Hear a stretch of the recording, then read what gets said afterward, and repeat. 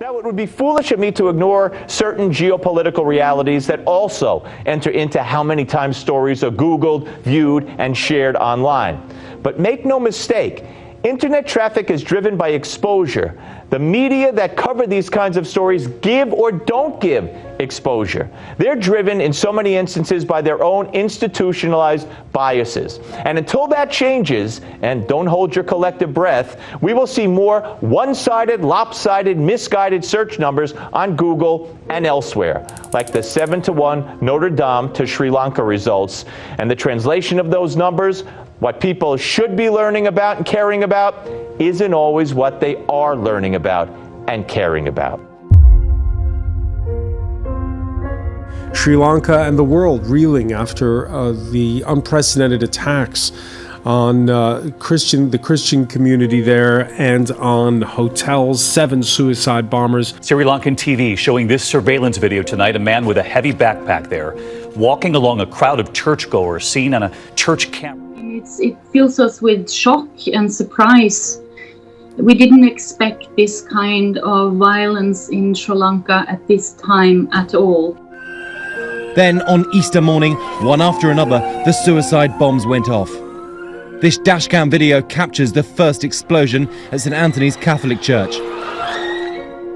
And I think what I really would like to emphasize is that it really shows a new pattern. I mean, it's really not following the legacies of religious violence in the past that we have seen in Sri Lanka. And it doesn't really make sense for one religious minority to attack another religious minority. And also, this reflects the global trend against Christian minorities in several countries. And particularly, I think they have chosen a very important day for Christians, which is the Easter, where Christians observe the coming back to life of Jesus Christ, which is very important to Christian faith. And so it's a very symbolic attack on the center and central message of Christianity. At another church, St. Sebastian's, about 20 miles outside the city, an explosion destroyed the roof. But the coordinated bloodbath on Easter Sunday is unprecedented. Hundreds of men, women, and children killed. The clock now frozen in time. Around that same time, a man with a backpack seen on security cameras approaching St. Sebastian's Church in nearby Negumbo. Investigators poring over these images broadcast on Sri Lankan TV, the man weaving through the crowd. Another camera inside the church showing him pass behind the worshippers. He's reportedly one of the bombers. And moments later, the weapon detonates.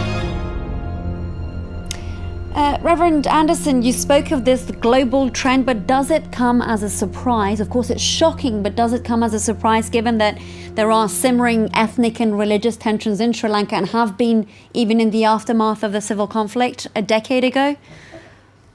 Not at all. I think just to put this attack in perspective, I think there has been a series of attacks against religious minorities, both Muslims and Christians in Sri Lanka. And particularly Christians have been targeted in the past year or so.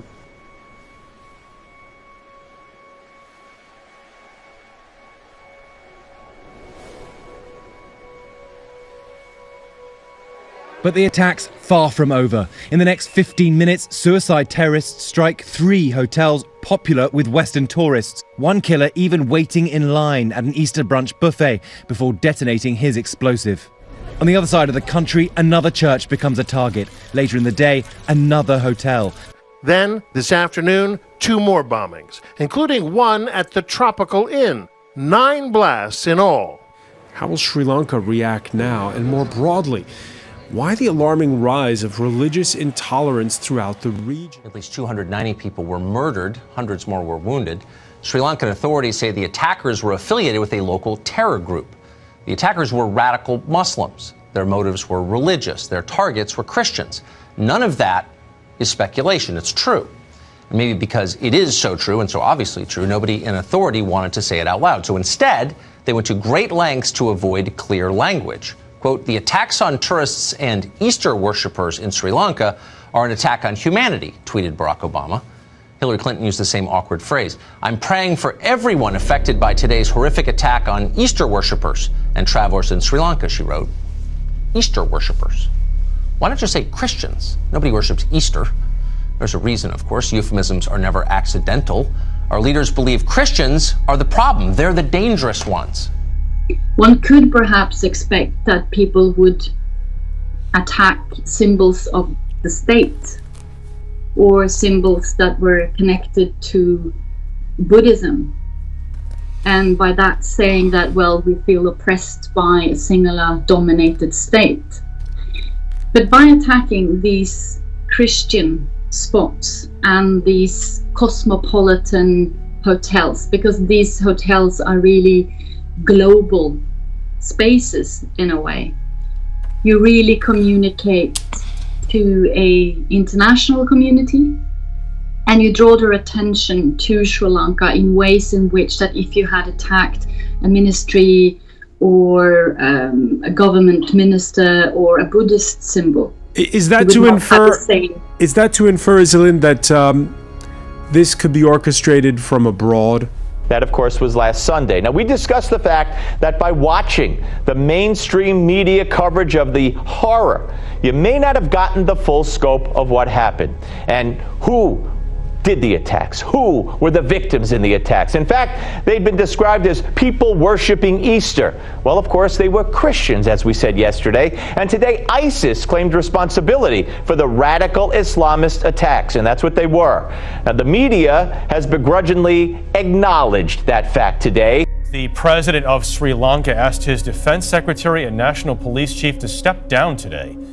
They're accused of failing to act on intelligence reports before a wave of attacks. New security camera video shows two bombers in the Shangri-La Hotel elevator. They get out, and moments later, the blast. One of them was Moulavi Zahran, in the middle in these images released by ISIS. Just tonight, the Washington Post ran a story with this headline, quote, Sri Lanka church bombings stoke far-right anger in West. As if you'd have to be some kind of Nazi to be upset about church bombings. That's what they seem to think. That's why our leaders consistently ignore the persecution of Christians around the world. When U.S. policy contributes to that persecution, and it does, they say nothing about it. For example, less than 20 years after we overthrew Saddam Hussein, 3/4 of Iraq's once thriving Christian population is gone. They've either been murdered by Islamic extremists, ISIS in some cases, or they've been driven out of the country as refugees. In Syria, Christians lived for generations under the protection of the Assad family. You're not allowed to say that anymore or even know it, but it doesn't make it any less true. It is true. And you can talk to the hundreds of thousands of Christians who fled the country since the U.S. began supporting the overthrow of Bashar al-Assad if you want to know details. But no one in the American media ever asks their opinion. Nobody cares. Nor do we care that so many of our allies in the Middle East, countries that receive billions in U.S. tax dollars every year, repress Christianity. But in today's world, one way that we measure public reaction to a news story is by looking at how many Google searches it receives. It's kind of sad, but it's true. Now, would it shock you to know that searches for the attacks in Sri Lanka were outnumbered by searchers for the fire at Paris's Notre Dame Cathedral by 7-1?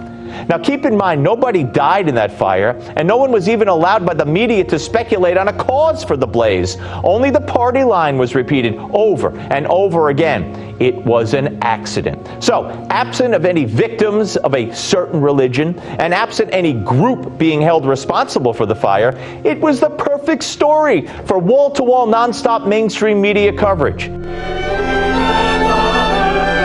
Here in France, the cultural significance of Notre Dame, more so than the religious, is on many people's minds. In the days after flames devoured the roof of Notre Dame Cathedral, leaving a hole where its spire once stood, firefighters raced to cool down the walls so they wouldn't also crumble. With these scenes resonating beyond France's borders, people around the world have pledged more than $1 billion to rebuild Notre Dame. We don't know if it's enough or not. Really? You can say it's crazy to have €1 billion, but we don't know. We don't know, maybe it will cost 2 or 3 billion. France is crying, and the world is crying with us.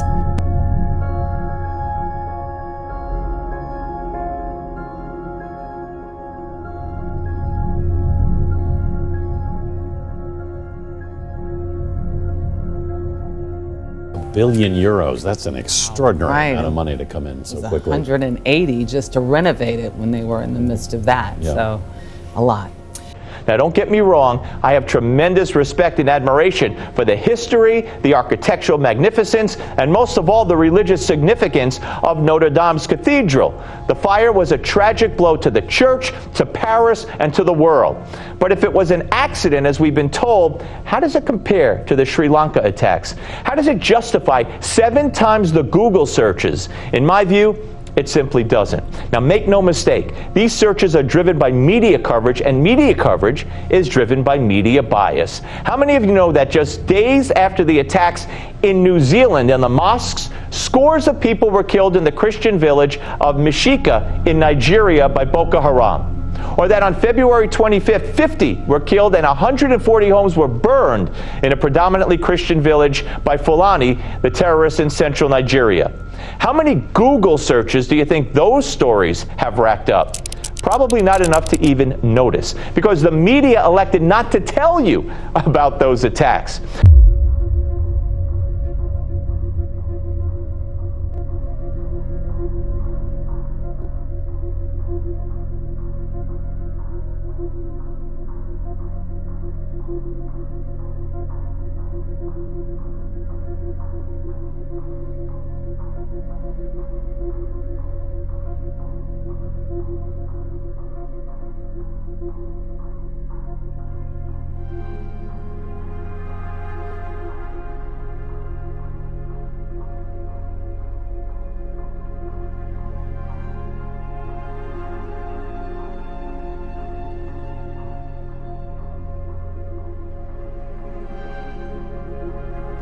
But right now in Afghanistan, converting to Christianity carries a death sentence if you're a Muslim. The same is true in Saudi Arabia and the UAE, both countries backed by the United States. In Egypt, conversion is legally restricted, and while it doesn't carry a death sentence, polls show that most of the public in Egypt wishes it did. So where's our State Department in all this? Our State Department, which spends a lot of time looking out for the human rights of people in countries you can't pronounce. They ignore it.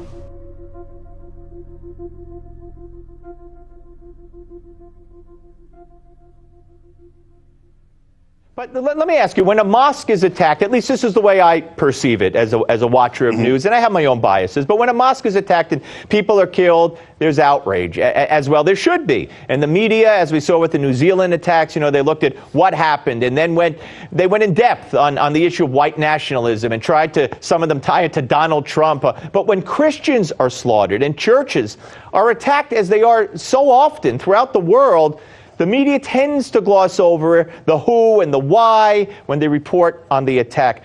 Why do you think that is? Why does it seem to be? Why am I perceiving that bias? Are you? Good evening from Look North. Firefighters have spent the warmest Easter Monday on record trying to control a massive moorland fire that broke out last night in Marsden in West Yorkshire.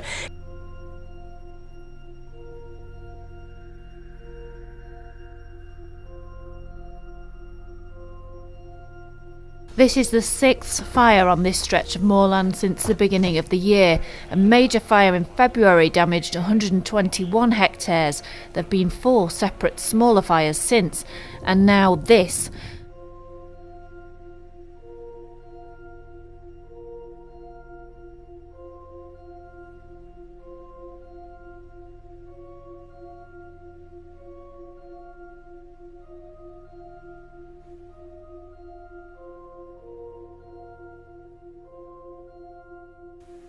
G.K. Chesterton once responded to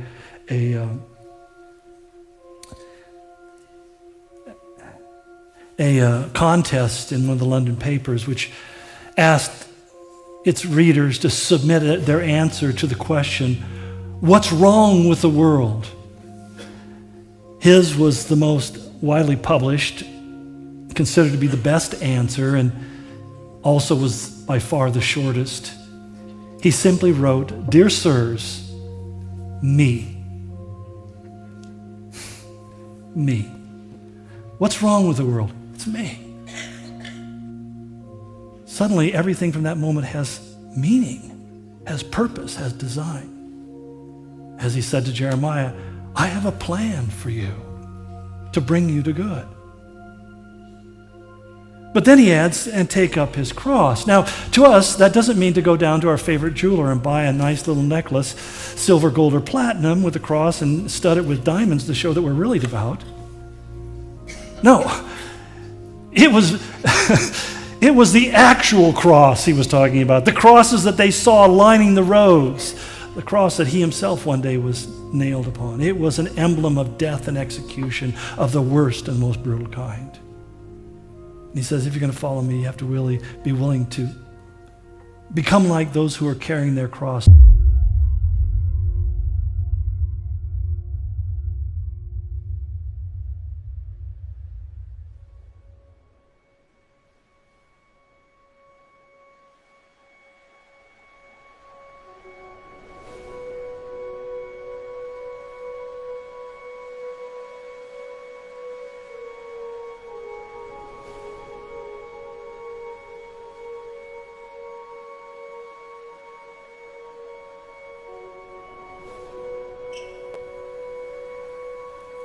He then gives us a simple warning. He says, for whoever wants to save his life must lose it. And whoever who loses his life for me will find it. He's not talking about suicide. What he's talking about is giving up on my plan for my life and living in the constant desire to discover what his plan is and what his purpose is and what his will is. You see, Chesterton was a devout follower of Jesus, and he understood that it's my sin that ruins not only my life, but the lives of other people that I allow my sin to touch. There's no use and no value, no benefit in blaming other people, although we're all pretty good at that. But the truth of the matter is that God says, I sent Christ into the world to die for your sins, and I raised him from the dead on the third day so that you would have hope. That you would know that just as he was raised, you will be raised. That death no longer can exert its terror over your life. But rather you can believe in the one who died and was raised for your sins.